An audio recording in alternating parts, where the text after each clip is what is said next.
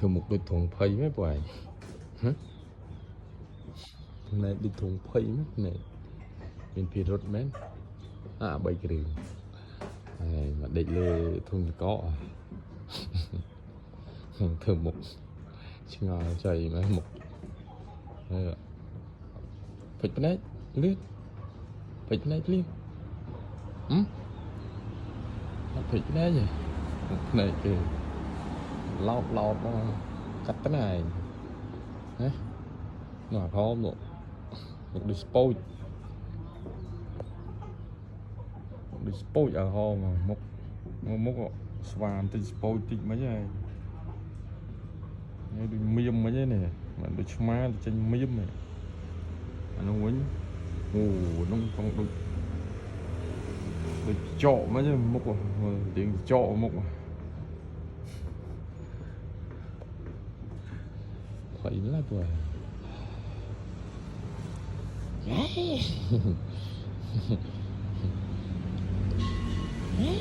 dòng khăn nè con chắc rồi đặt bài đặt thay giờ xí ho ngày nha bị cái đường này đi chọn đi về một người một medium này một medium này một đi sport sport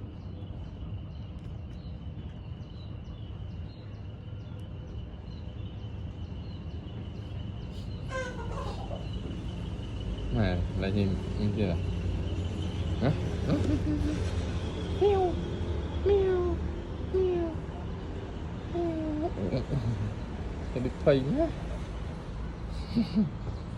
con má